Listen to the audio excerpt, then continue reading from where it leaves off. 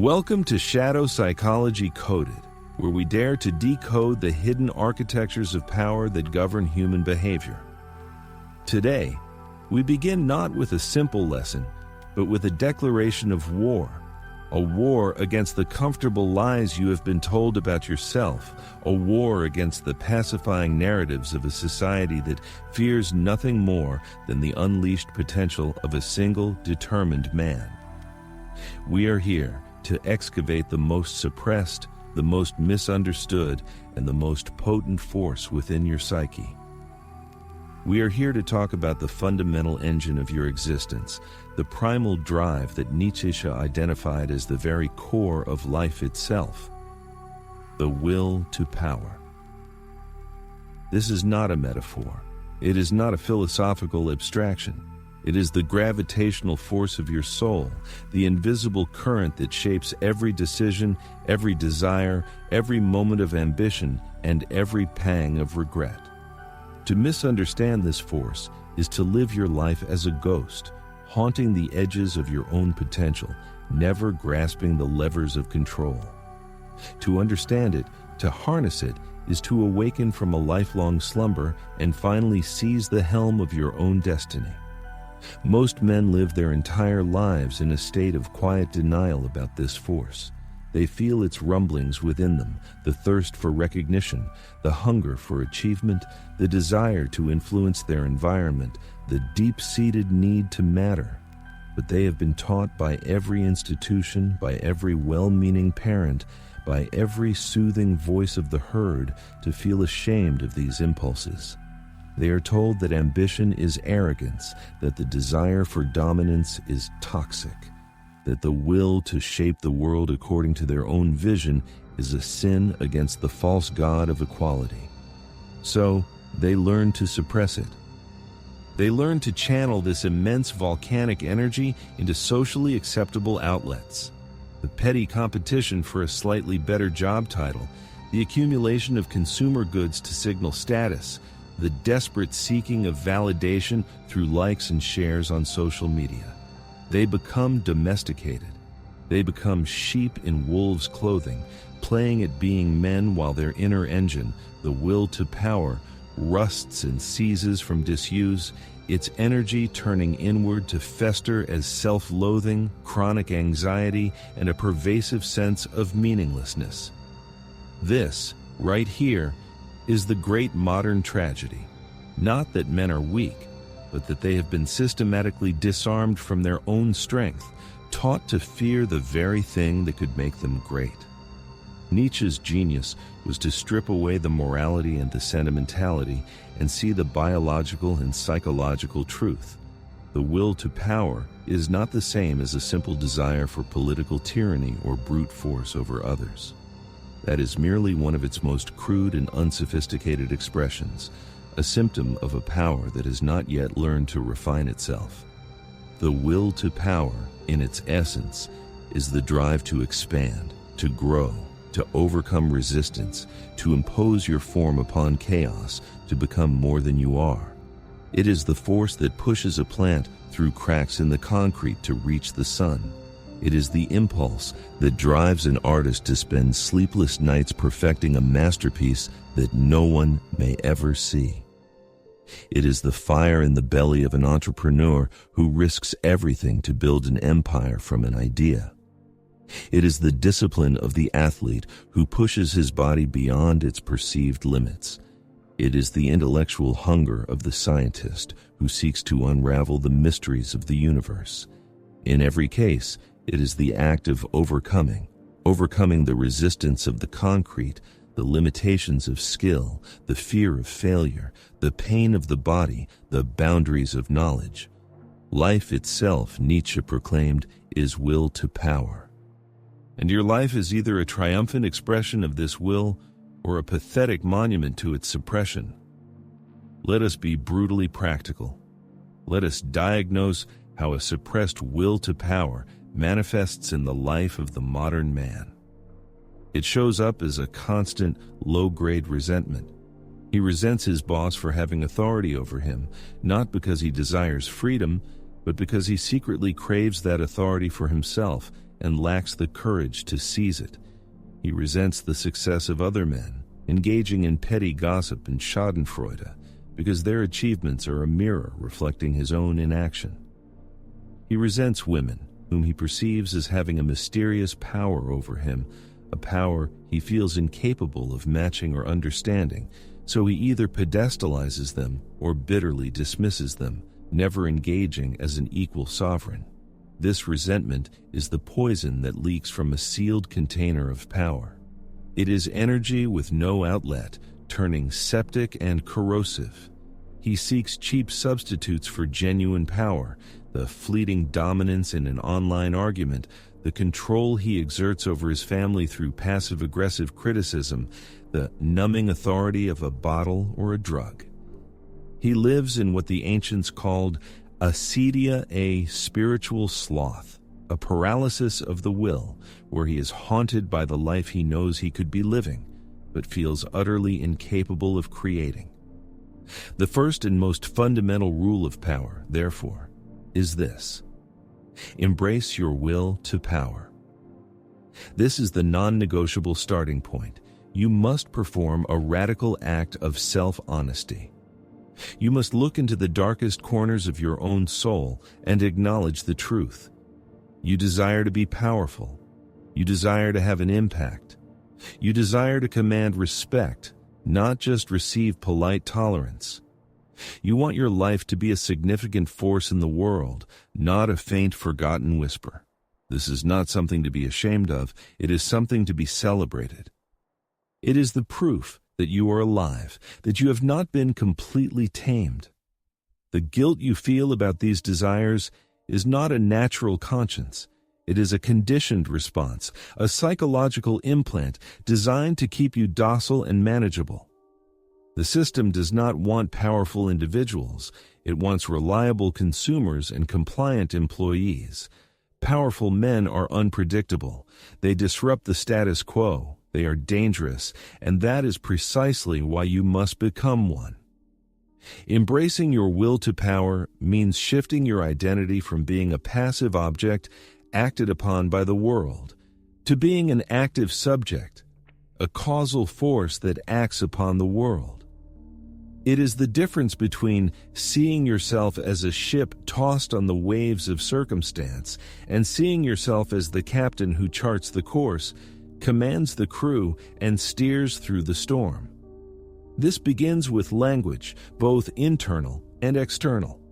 You must stop using the language of victimhood. I have to. I can't, because they made me feel.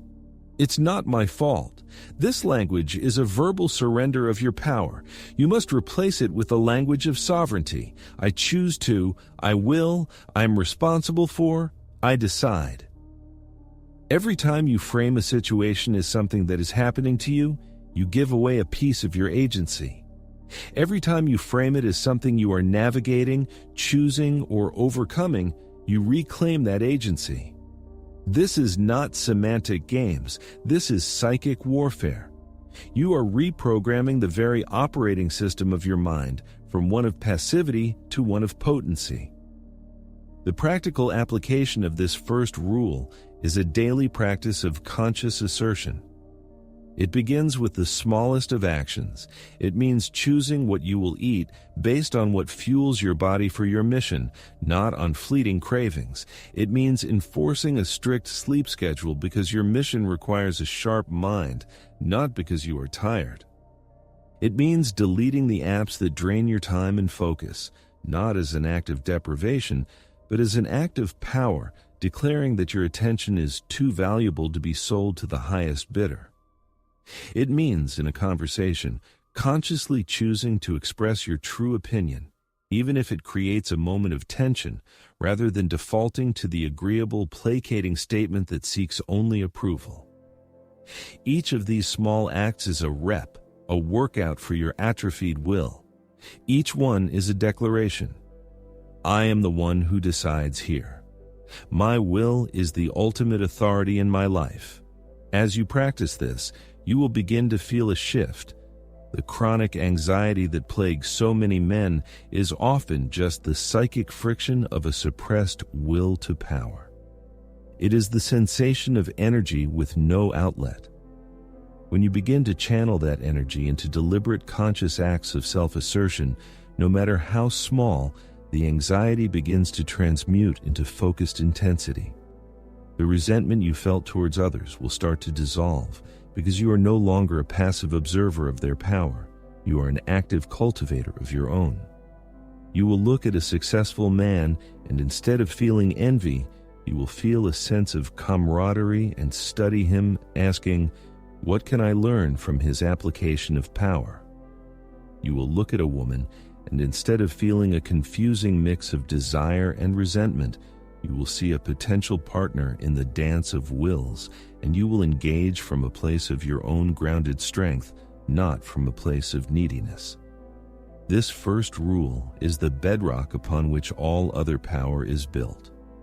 Without this fundamental acceptance and channeling of your innate drive, any other technique, any other strategy, is merely a facade.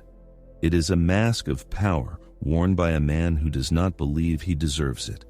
You cannot build a fortress on a foundation of sand. Embracing your will to power is the process of pouring the concrete of unshakable self-ownership. It is the decision to stop apologizing for your existence and start imposing it beautifully and ruthlessly upon the world. This is the first and greatest step. It is the moment you stop being a slave to the world outside and become the master of the world within. And from this inner mastery, all outer dominion inevitably flows. This is not the end of the journey. It is the very beginning. The will to power is the engine. Now you must learn to steer. The embrace of your will to power is the ignition of the engine. But an engine, no matter how potent, is useless if the vehicle is stuck in the mud of collective mediocrity. This mud has a name: the herd mentality.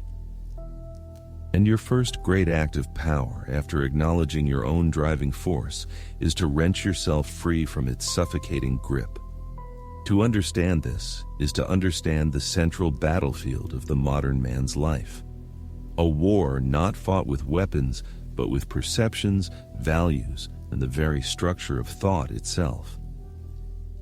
Nietzsche's devastating critique of slave morality is not a historical artifact. It is a precise diagnosis of the psychological poison that circulates through the veins of our culture, a culture that worships equality at the expense of excellence, safety at the expense of strength, and comfort at the expense of character. The herd is not merely a group of people, it is a psychological entity, a mind virus. Its primary goal is self-preservation and the elimination of threats. And the single greatest threat to the herd is the sovereign individual, the man who declares, "I shall not obey, I shall not believe, I shall not value what you value simply because you value it." The herd operates through a subtle and insidious system of coercion. It does not primarily use force, it uses language, it labels, it pathologizes, it moralizes. The independent impulse you feel to pursue a difficult and unconventional path is labeled recklessness by the herd. Your disciplined focus on your goals at the expense of social obligations is pathologized as selfishness or antisocial behavior. Your natural desire for hierarchy and distinction is moralized as toxic or oppressive. This is the essence of slave morality. It reframes the strengths of the powerful, their ambition, their pride, their capacity for command as vices. Conversely, it elevates the traits of the weak humility, pity, obedience, meekness into the highest virtues. Why? Because this is the only way the weak can wage war against the strong. They cannot compete on the battlefield of actual achievement, so they change the rules of the game. They make the very desire to achieve into a sin. Look at the modern landscape. The digital town square of social media is the herd's perfect habitat. It is a system of instant, quantified social validation and punishment. The like button is a pellet of approval for conformist behavior. The cancel culture mob is the modern-day stock and pillory designed to publicly humiliate and financially destroy anyone who dares to express a heterodox thought. The algorithm itself is a herd maker, feeding you a curated reality that reinforces the consensus, shielding you from disruptive ideas, and showing you only what you already agree with. In this environment, the will to power in men is systematically channeled into the most pathetic forms: the will to get more likes, the will to craft the wittiest comeback, the will to signal the most virtuous opinion. It is power turned inward upon itself, a self-cannibalizing cycle that leaves men anxious, performative, and utterly disconnected from their authentic, potent selves. The man who is trapped in the herd mentality is like a lion who has been trained to jump through hoops for a piece of meat, forgetting entirely his birthright to stalk the open savanna. This brings us to the second rule of power: create your own values.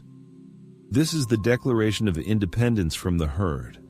It is the conscious, deliberate act of stepping outside the prefabricated value system you inherited and asking the most dangerous question possible. What do I truly value? Not my parents, not my peers, not my culture, but I? This is an act of supreme intellectual violence against the world as it is presented to you. The herd's values are designed for comfort and stability. Be nice. Don't rock the boat. Find a secure job. Retire comfortably. These are the values of preservation, not growth. The values of a sovereign individual are forged in the fire of his own life's project and his will to power. They might be relentless authenticity, unassailable discipline, courage in the face of disapproval, the pursuit of mastery, the embrace of necessary conflict. Creating your own values does not mean descending into nihilistic amorality. It means becoming the source of your morality. It means your code of conduct springs from your own assessment of what is life-affirming, what is strength-giving, what serves your highest purpose. A lion is not evil for eating a gazelle. It is following its nature, and in doing so, it maintains the health of the ecosystem. Similarly, the sovereign man is not selfish for prioritizing his mission over trivial social demands. He is following his nature, and in doing so, he creates value, art, and power that would not otherwise exist. His selfishness is, in fact, a higher form of responsibility. He takes responsibility for his own greatness, understanding that to betray his potential is the true sin.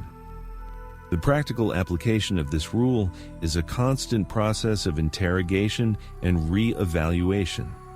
You must audit your life. Look at your goals. Is this my goal, or is it a goal that was assigned to me? The desire for a suburban house, a nice car, a 5-child family. Is this the authentic expression of your soul? Or is it the ready-made script for a successful life that you absorbed through cultural osmosis? Look at your opinions on politics, on relationships, on art, on money. Are they truly yours, born of your own experience and rigorous thought? Or are they phantom opinions, echoes of what you've heard in your social circle or from your preferred media outlets? To create your own values is to become a philosopher in the original sense, a lover of wisdom, not a consumer of prepackaged truths. It requires you to read widely, to seek out thinkers who challenge you, to spend time in ruthless self-reflection, and most importantly, to have the courage to discard any idea, no matter how cherished, if it fails the test of your own lived experience and your will to a more potent life. This act of value creation is terrifying because it exiles you from the psychological safety of the herd. You will face disapproval. You will be misunderstood. You will be called arrogant, strange, or dangerous. This is the price of sovereignty. But this price is also the measure of your power. The fear of social ostracism is one of the most powerful chains holding men back. To break it is to experience a liberation more profound than any physical freedom. You realize that the approval you spent your life seeking was worthless currency. The only approval that matters is the respect you earn from those few individuals you yourself respect, and, ultimately, the respect you have for yourself when you look in the mirror and see a man who is living by his own code, answerable only to his own court of higher judgment. This is how you transition from being a slave who obeys external values to a master who commands from a place of self-generated principle. The master doesn't ask, "Is this allowed?" He asks, "Is this in alignment with my purpose? Does this make me stronger?" The answer to those questions becomes his only compass. You have ignited the engine of your will to power. You have begun the arduous task of pulling yourself from the quicksand of the herd, creating a foundation of your own values to stand upon. Now, we arrive at the crucible, the forge where the raw material of a man is tested, purified, and hardened into something unbreakable. This is the domain of suffering. The common man, the herd animal, sees suffering as an unmitigated evil, a sign of failure, a cosmic injustice to be avoided at all costs, medicated away, or drowned in distraction. He spends his life in a frantic, pathetic dance, trying to evade pain. He builds a padded cell of comfort, numbs himself with entertainment, and pleads with the universe for an easy path. This is the path of degeneration. It leads to a soft, brittle life, a soul that shatters at the first sign of genuine pressure. The Nietzschean man, the sovereign individual approaching the Übermensch, sees the same suffering and recognizes it for what it truly is, the highest form of fuel. It is not something to be avoided, but something to be cultivated, directed, and mastered. His motto, the ultimate affirmation, is amor fati, the love of one's fate, not passive acceptance, but a passionate, ecstatic embrace of everything life hurls at you, the pain, the loss, the failure, the hardship, as necessary and perfect ingredients for your own transformation. This is the third rule of power.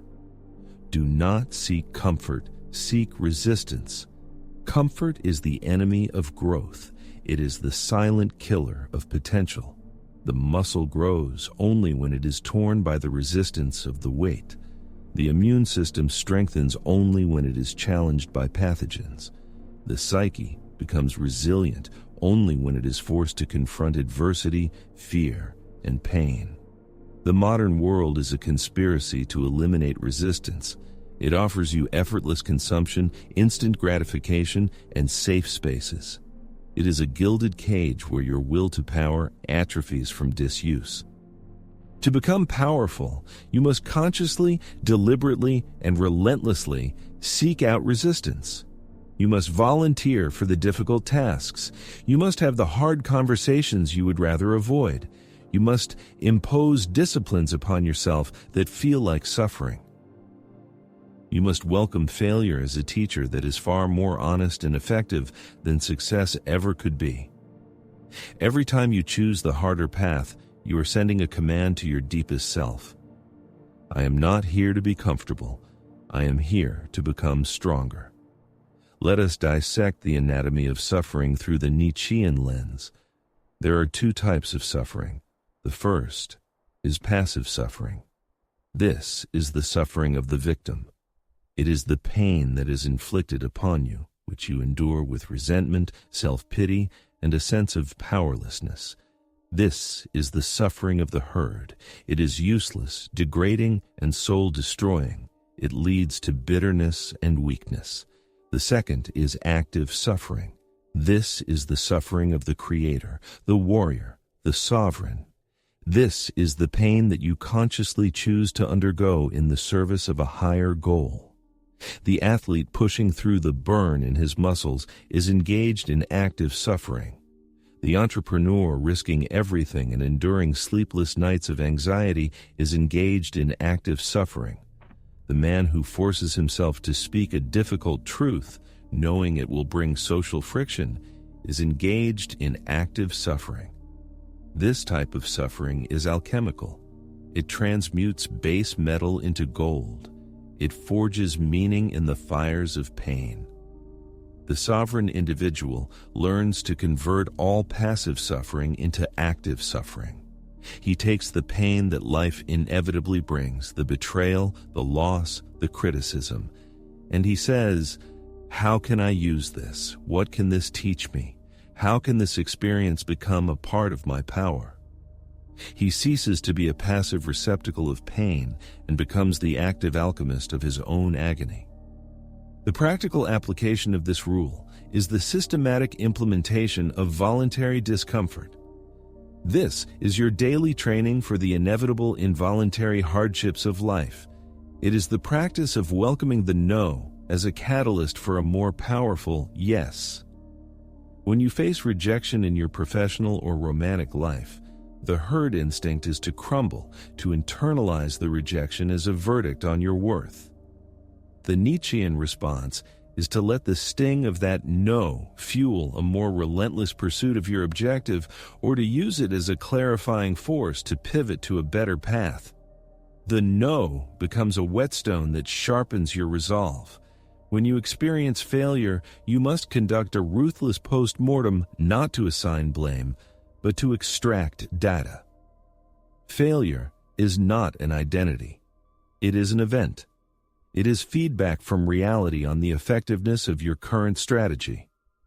The man of power dissects his failures with the cold curiosity of a scientist, learns the lesson, and adapts.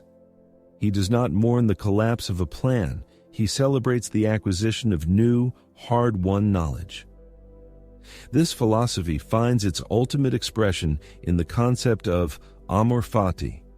It is the unconditional acceptance of your entire life, past, present, and future, as it is and as it will be.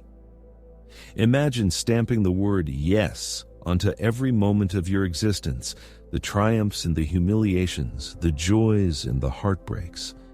This is not a passive resignation. It is the most active stance imaginable. It is the declaration that you are strong enough to will your life exactly as it is unfolded, because every single event has been a necessary step in making you who you are. Your past traumas, your mistakes, your pain, you would not erase them even if you could, because to do so would be to erase a part of the strength you built by enduring and overcoming them. This mindset liberates you from the poison of regret and the anxiety of an uncertain future. It places you firmly in the driver's seat of your own destiny, not as a controller trying to micromanage every outcome, but as a masterful captain who knows that both storms and calm seas are essential for the journey. You stop asking, "Why is this happening to me?" and start commanding, "This is happening for me. Now, what will I make of it?" The discipline of suffering is what separates the men from the boys. It is the difference between a life of quiet desperation, spent fleeing from shadows, and a life of roaring intensity, where every obstacle is greeted as a worthy opponent. Your pain is not your enemy. Your comfort is. Embrace the resistance, love your fate, use your suffering as the sacred fire in which you temper your will. For it is only through this relentless discipline that you will transform from a man who merely has potential into a man who is a potent, undeniable, and formidable force. The path of power is paved not with ease, but with the stones of hardship you have chosen to walk upon. The engine of your will to power is now roaring, a testament to your acceptance of the fundamental drive that propels all life. You have wrenched your mind from the sucking mire of the herd mentality, learning to see its values not as sacred truths, but as the frightened whispers of the weak. And in their place, you have begun the arduous task of erecting your own citadel of self-generated principles. You have walked into the forge of suffering and learned to not only endure its heat, but to stoke its flames yourself, understanding that pain is not a sign of failure, but the very friction necessary to grind away your weaknesses and reveal the hardened steel beneath. You have, in essence, prepared the ground and gathered the materials. Now, we arrive at the most critical, the most demanding, and the most profoundly liberating phase of this entire transformation, the relentless and eternal practice of self-overcoming. This is the moment the project truly begins. Everything that came before was merely clearing the throat. This is the opera. This is not about self-improvement, a gentle and linear process of adding good habits and discarding bad ones. That is the language of the herd, the language of gradual, safe, manageable progress. Self-overcoming is a violent and revolutionary act. It is a conscious, willed, and joyous murder. It is the assassination of the man you are today, carried out by the man you are destined to become. It is the sixth rule of power, and it is the most non-negotiable of them all. You must die to your today's self. The sovereign individual, the man who walks the path toward the Übermensch, does not seek to be a slightly better, slightly more efficient version of his current self. He seeks to become a different being entirely, to outgrow his own skin so completely and so repeatedly that the person he started as becomes an unrecognizable fossil, a distant, faint memory of a creature he once was, a preliminary sketch for the masterpiece he is in the process of painting over with bolder, more vibrant, and more terrifying colors. This concept of the Übermensch is perhaps the most misunderstood pillar of Nietzsche's entire philosophy. It is often portrayed as a final destination, a state of perfected being that one finally arrives at after a long and arduous journey. This interpretation is a profound and catastrophic error, a comforting lie told by those who cannot bear the thought of a journey with no end. The Übermensch is not a noun. He is not a thing you become. He is a verb. He is the very process of overcoming itself, eternalized. He is the burning flame that must constantly consume its own form to generate the energy for a new, brighter, hotter fire. A man who settles into a static identity, no matter how impressive that identity may seem, the billionaire, the revered artist, the unbreakable athlete, is not a sovereign individual. He is a monument. He is a finished product, a statue placed on a pedestal, destined only to gather dust and be weathered by time. The man on the true path of power is a perpetual state of becoming. He is a chaos of potential that is forever organizing itself into higher, more complex and more potent forms. His identity is not a solid, immutable block of marble. It is a flowing river, constantly sourced from new underground springs, forever carving new and deeper canyons through the landscape of his soul. To cling to any version of yourself, to any title, any achievement, any label, this is the great betrayal. It is a betrayal of the will to power, which is a will to growth, to expansion, to more, and it is a betrayal of life itself, whose fundamental nature is not stability, but dynamic, explosive, and relentless transformation. The moment you look at yourself in the mirror and think, "I have arrived, this is who I am," you have signed your own spiritual death certificate. You have ceased to be a force of nature and have become a museum exhibit, a prisoner in a gilded cage of your own making. To walk this path requires a radical and ruthless psychological relationship with your own past and present. You must learn to hold your achievements, your accolades, your very sense of self with a kind of joyful contempt. The trophy on your shelf, the degree on your wall, the money in your bank account, the respect you command in your field, these are not things to be revered. They are corpses. They are the evidence of battles you have already won, of selves you have already slain and left behind on the battlefield. To be defined by them, to derive your primary sense of worth from them, is to choose to live in a museum dedicated to your own past life. It is a form of psychological taxidermy. The sovereign individual experiences a flash of pride in his accomplishments, a momentary satisfaction, and then he immediately uses them as a springboard, a platform to launch himself toward the next, greater, more difficult challenge. He is infinitely more fascinated by his own potential than he is by his history. His past is not a chain that binds him. It is a ladder he has climbed, and he is always kicking it away after he has reached the next level, because to carry it with him would be an unnecessary burden. This is the essence of the spiritual warfare that defines the higher man. It is a civil war waged within the confines of a single soul, where the future self is in a state of constant, merciless, and joyous rebellion against the tyranny of the present self. It is a rebellion fueled by the understanding that who you are is not enough, that it will never be enough, and that this is not a tragedy, but the greatest opportunity imaginable. The practical application of this art of self-overcoming is not a vague philosophy. It is a daily, hourly, minute-by-minute ritual of self-imposed obsolescence. It begins with the conscious and deliberate dismantling of your ego's fortifications.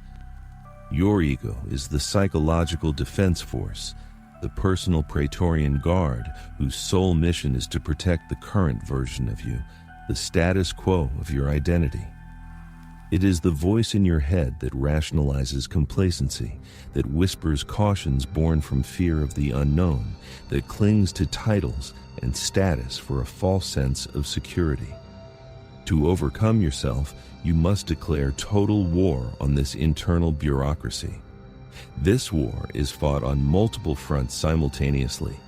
You must systematically and deliberately challenge your very competencies. Are you a truly captivating public speaker? Then, your task is to force yourself to speak on a topic you know nothing about in front of the most hostile and skeptical audience you can find. The goal is not another success. The goal is to feel the sting of incompetence, the heat of awkwardness, the vertigo of not being the expert. That feeling, that acute discomfort, is the sensation of your old self, the great speaker self-dying. And it is the birth pang of a new neural pathway, a new potentiality being carved into your being. Are you a recognized master in your professional field? Then you must deliberately step into an arena where you are a novice, a beginner, a fool. Take up a new language, learn a complex musical instrument, study a field of science that is utterly alien to you. Seek out the feeling of being a child again, because it is in that state of not knowing that all real growth occurs. The herd seeks to hide its incompetence.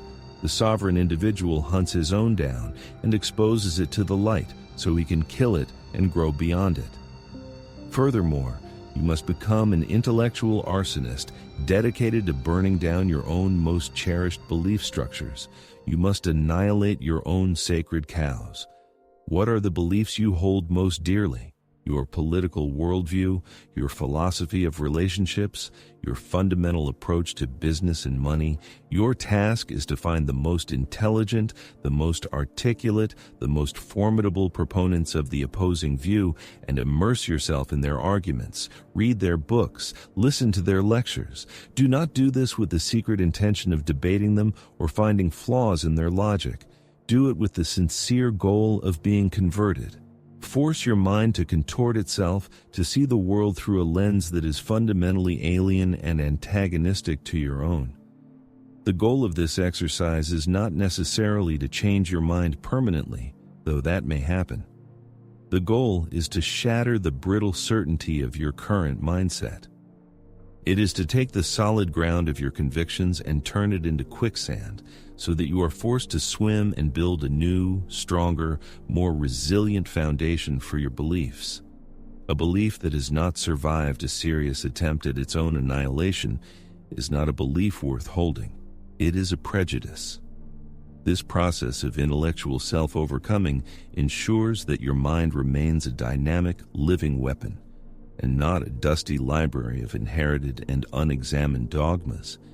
And perhaps the most painful, and therefore the most necessary, front in this war is the arena of your relationships.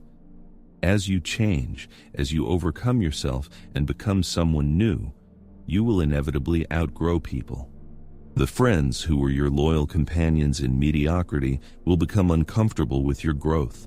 Your transformation will hold up a mirror to their own stagnation, and they will not thank you for it. They may mock your new disciplines, dismiss your new ambitions as a phase, or simply drift away, the psychic connection between you and their former version of you now severed. A romantic partner who fell in love with a weaker, more dependent, or more agreeable version of you may find the new, sovereign, and uncompromising individual you are becoming to be intimidating, unfamiliar, and undesirable. The art of self-overcoming demands the courage to let these relationships die a natural death. You must resist the desperate herd-driven instinct to cling to them, to shrink yourself back down to a manageable size to make others comfortable. To cling to old connections that bind you to a former lesser self is a form of spiritual suicide. It is a betrayal of your own becoming. It is choosing the warmth of the familiar cage over the terrifying freedom of the open sky. You must have the strength to say a silent internal goodbye, to grieve if you must, and then to walk on, trusting, knowing that the new you, the self you are in the process of overcoming yourself into, will inevitably attract a new tribe, a new circle of individuals who are operating on a similar frequency of power and growth. This entire process, this glorious and violent art of self-overcoming, is not a painless one. It is a series of little deaths. It feels at times like disintegration.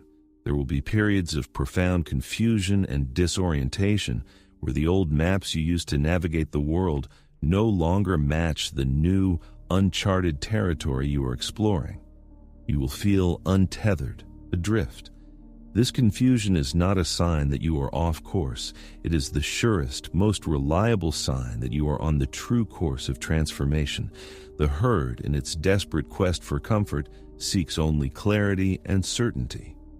The sovereign individual learns to thrive in the fertile, chaotic, and formless void of his own becoming. He understands that this chaos is the raw material of creation, the primordial soup from which new worlds and new selves are born.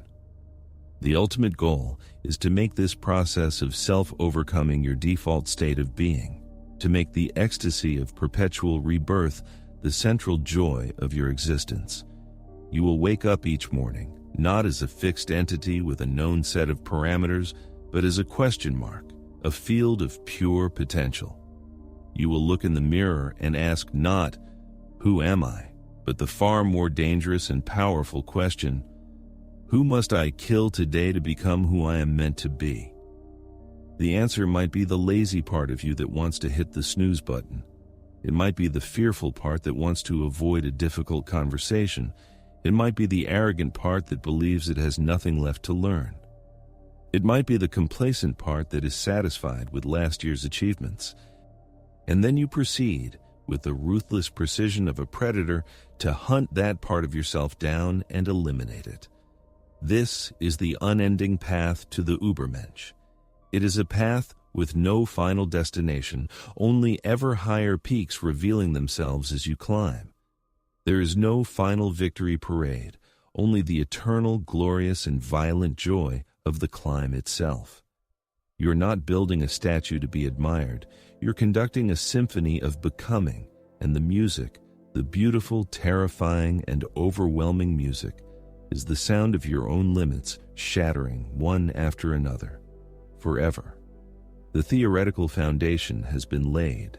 The engine of your will to power roars. You've torn yourself from the quicksand of the herd, you've learned to transmute suffering into fuel, and you've mastered the art of perpetual self-overcoming. Now we arrive at the final practical synthesis, the code for living with power. This is the crystallization of philosophy into daily practice, the distillation of Nietzsche's most dangerous ideas into a set of operational principles for the sovereign individual. This is not an end, but a beginning, the moment you stop learning and start being. The seventh and final rule is this: live dangerously. This is the ultimate commandment, the capstone of the entire structure. It is the conscious, willful rejection of the safe, the predictable, and the comfortable. It is the choice to build your house on the slopes of an active volcano, not because you have a death wish, but because you understand that only in the shadow of constant potential catastrophe do you remain truly awake, truly alive, and truly powerful. A life without danger is a life of slow, comfortable decay. It is a thermostat set to a constant, lukewarm temperature that slowly sterilizes the soul. To live dangerously is to embrace the storm, the uncertainty, the risk of total failure, because you know that within that chaos lies the only thing of real value, the opportunity to become more than you were. Living dangerously is not about reckless bravado or seeking physical thrills for their own sake. It is a psychological and spiritual orientation. It means having the courage to speak an unpopular truth in a room full of people who despise it. It means risking a secure career to pursue a vision that burns within you. It means ending a relationship that is comfortable but stagnant and stepping into the unknown alone. It means investing your time, energy, and resources into a venture that has a very real chance of spectacular failure. Every time you choose the dangerous path, you are sending a seismic shock through the core of your being, shocking yourself out of the hypnotic trance of conventional living. You are declaring to yourself and to the universe that your potential for greatness is more valuable to you than your guarantee of comfort.